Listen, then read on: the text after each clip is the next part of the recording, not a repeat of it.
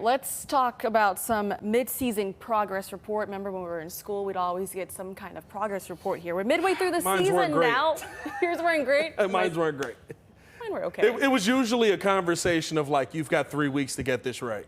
Did you get it right in 3 weeks? I usually got it okay. All right, I got it okay. All right. Well, let's start with this Bears offense. Chris, what kind of grade would you give?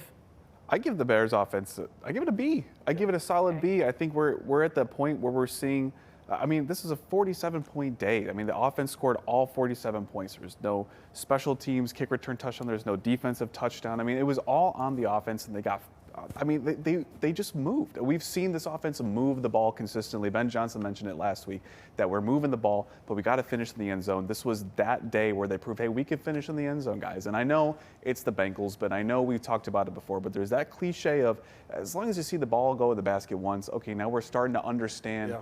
We're understanding the system. We're understanding how it works. And I mean, is it far from perfect? Yeah, absolutely. It's very far from perfect. I think getting Kyle Monangai more into the offense there is showing how confident that running back room is. When I was talking to Britton Brown earlier this week, he was saying, hey, every single person is confident in this room. And I think that's a really good testament to Eric Bieniemy. But I think it goes forward into the problem spots where we're seeing the offensive line is still struggling. We're seeing the quarterback position improving. We're seeing the wide receivers that started out really hot starting to taper off a little bit too. But I think we're starting to see a lot of the positions kind of level out in the point of this is a good offense. It's not great. It's not iconic like it was last year with Ben Johnson in Detroit, but it's good, and we're starting to see a path for it to get to be great. Going into this week, one of the focus for an emphasis for this team was red zone, right? And today, 4 for 6 in the red zone. Jim, what kind of grade would you give this Bears offense? Yeah, today was a good day. Part of that was Cincinnati. I'll give them a C+. I would have given them a C, but I'll give them a plus add a plus today. So I think they're a C+. They leave a lot of offense out there. There's still better pass protection that needs to get done. I love how creative Ben Johnson is. Okay. It's going to start to get better and better. This is an offense that should score high 20s every single week. They haven't done that up until today. They've been able to do it. And I think that was more about Cincinnati's defense. But moving forward, it should be getting to the B plus level, if not A- by the end of the year, in my opinion. So they're making a ton of progress, in my opinion. Ben Johnson has said what he expects this team to be playing their best football in December. What kind of grade would you give? Listen, I'll split the difference. I'll go B-. Reason being, I think that there's been a lot of C and D performances where you say the offense was okay, but other things had to pick you up in those moments. But today, listen, today was an A+ day. And trust me, as somebody who had to get those grades up real quick, when you throw an A+ on there, it gives you the boost you need.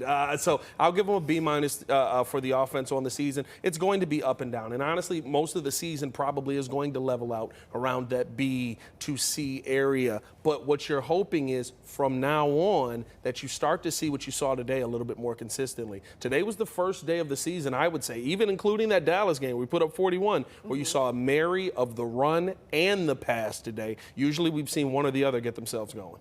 Yeah, just what life and growth, it's not linear. It's up and down, it's up and down. All right, let's talk about this Bears defense. Oh, all right, Jim, I'll start with you. What kind of grade would you give this Bears defense? Yeah, I love them in terms of the turnovers, what they did the previous 4 weeks leading up to today. But no, to me, it's a D. You know, there's not enough pass rush. I think because of the secondary issues, it's below average. I do like the safeties. I think Stevenson needs to get back into the mix of things here. But to me, they're light about 2 corners. And maybe they will, like Tariq Woolen. I think Tariq Woolen is going to be available out there for the Seattle Seahawks. He's got the length and the speed that probably Dennis Allen is looking for. But to me, they're 1 or 2 light. They're still young at linebacker. You saw today, behind Edwards and behind Edmonds, like Noah Sewell. I like Noah Sewell, but he blew a coverage today. So it's, there's some areas where they need some growth. But to me, it's the lack of pass rush in the secondary, and that's why I'm going to put it at a D. Yeah, for me, I got to go a little lower. I got to go D-. And I will say this, the special moments have been very special, the takeaways, the turnovers, right? Those are the ones that you really feel comfortable with. But if we're being honest about this defense, we've talked about the same thing just about all season, and it's the highest paid part of your defense right now, and it's the defensive line. You just haven't seen it consistent enough at all. You're starting to have to ask the question, hey, is Javon Dexter kind of towing out here? Is this kind of the player that he is? Which is a fine player, but it's not somebody that you thought he was going to grow to be. Feels like he's starting to get, just leveled out here. Haven't seen enough from Grady Jarrett. Maybe Austin Booker gives you a boost, like what he did to Orlando Pace today when, he was handling Montez Sweat pretty well on that left side there. But overall, you're not creating enough pressure to force quarterbacks to struggle. We've seen some good quarterback days from quarterbacks that we don't think are very good quarterbacks versus this Bears defense. So for me, that's a tough situation for you to be in. Yeah, I mean, I'll piggyback with you right there. It's got to be a D right now because, I mean, it kind of reminds me of the old Katy Perry song, Hot and Cold.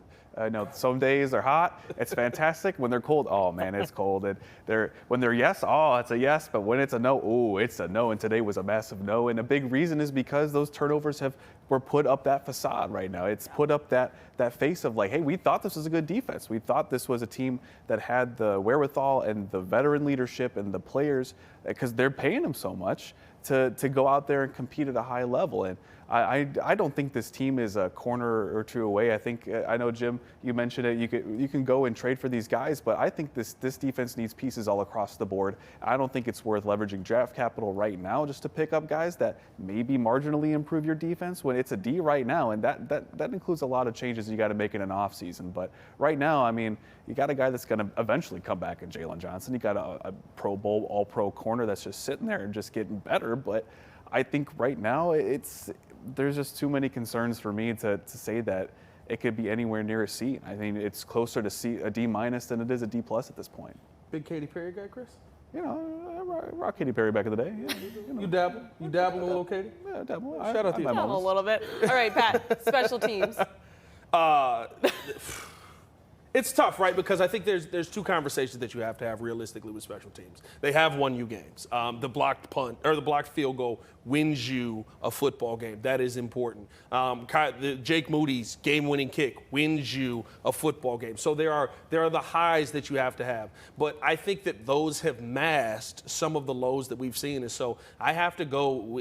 I'm sticking with kind of the same grade here. I got to go with a D. I'll go D+ maybe to say that there's those high moments, but.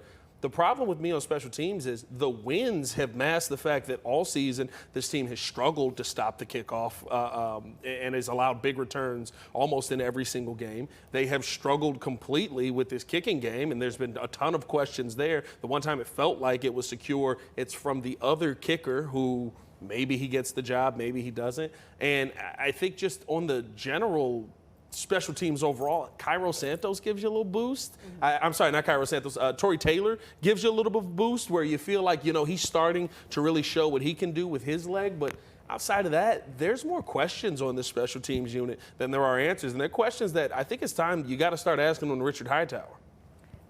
Chris? I mean, it's tough. It's tough because the highs of this special teams unit won them games. Yeah. The lows haven't lost them games. It came real close today.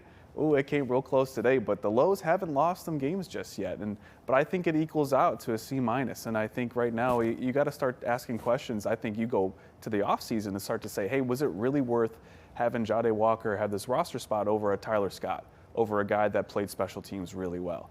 But those are questions that, I mean, it's tough because Tyler was going to have to work his way to earn a roster spot with the Bears, but it's one of those things where you have to go all the way to the top. I mean, there's so many things. It's the holes, the penalties, it's the missed assignments on blocks. I mean, we've seen Devin Duvernay get solid returns, but how many of those were wiped out with a penalty? And I mean, the kicking game, we've already talked about the back and forth there. I mean, it levels out to a C, maybe a C-. I mean, the extremes are what make this unit. I like how detail-oriented they are, like Scott Daly noticing the snap thing with the Raiders that led to the blocked field goal. And there's some guys individually on that special teams unit that get it, that are top-tier players, but there are a lot of them that are holding them back.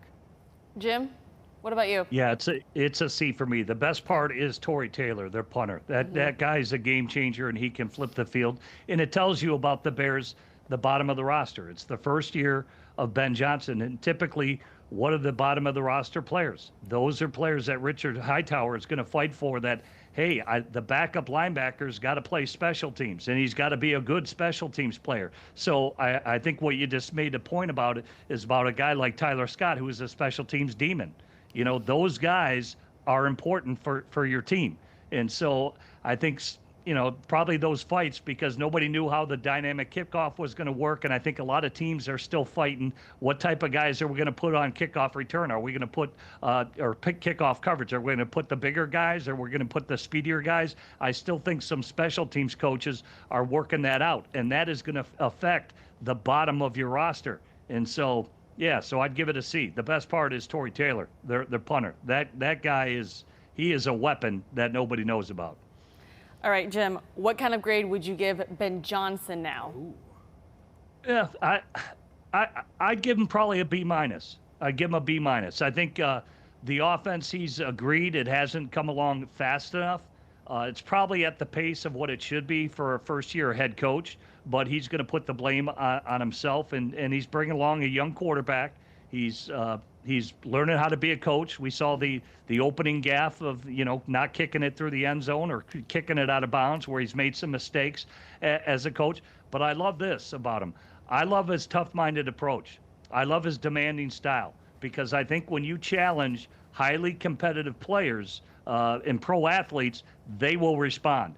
And I think Ben Johnson is getting the response that he's needed. It may not have come as quick enough as he's wanted it to, because the Bears have been a bad team. I think we know that. There's still going to be a lot of roster changes. So it's not perfect for him right now, but I'd give him a pretty solid B to a B minus with where they're at.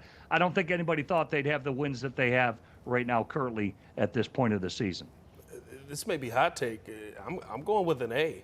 Ben Johnson's developing the quarterback. Ben Johnson has the offense starting to figure it out. Now, again, versus the Bengals, we'll see. I think he's made coaching decisions this year that have won the Chicago Bears games, one of those challenge flags that he threw. And I feel like he's doing everything that we've asked him to do. Oh, by the way, he's doing it while when he was in Detroit, 1-5, 1-6, right? 5-3 right now for the Chicago Bears. So doing that while winning, that's a great day for me. I got to go A for Ben Johnson. Look, I'll give Ben Johnson a B plus, because there's still some questions you got to figure out. There's a left tackle thing that I think we're still going to see players rotate in and out of there too. But I think right now the Bears are winning games they've lost in the past. The Bears are winning games they've lost recently in the past. He's got this team believing they can win games. That's a B plus for me. If he can get some of these questions figured out by the end of the season, he's an A for sure. All right, lastly, Caleb Williams. Jim? Caleb, I'll give a C plus. Yeah. I still think, you know, he's making a ton of progress. He's extremely talented. He still has a long way to go. Right now, he just needs a lot of polish. You know, he's got to continue to do what he's doing. Coaches being demanding with him, and I see him responding. I see him. He's like today. He didn't make the mistake he made a week ago. So C plus, and we know he's got an A plus grade that he's got to reach. So he still needs a lot of polish, a lot of work to do, but it is getting more consistent, I think, week in and week out. So he's making good progress. And from when I saw him at training camp, I would have given him an F. So to get into the C range, he's made a ton of progress. No, agreed. You can't say it's been amazing this season. I'm going to go with a C+. I feel like Caleb is improving a ton. I feel like this is clearly the best day that we've seen from this offense as a whole, and he was the commander of that. He kept everything really on track today in one of the most tense moments that you can be in. You were up 2 touchdowns. He had to think this game was over. And then all of a sudden, I got to go out here and lead a game-winning drive. I'm going C+, moving in the right direction, very similar to Jim. I'll give it a C+ too, especially when you compare him to the last 2 guys that the Bears had, Mitch Trubisky and Justin Fields, where the forward pass just seemed like a challenge. But now, I mean, I always keep coming back to what Randy Trivers, his high school head coach, told me when he was at the scouting combine. Is that, like, you believe you can win games with them, and the Bears have won games because of Caleb. How many times did they win games because of Justin and Mitch? I mean, there's only a handful in 2-3+ seasons. We've got a handful of them now in a season and a half. Yeah.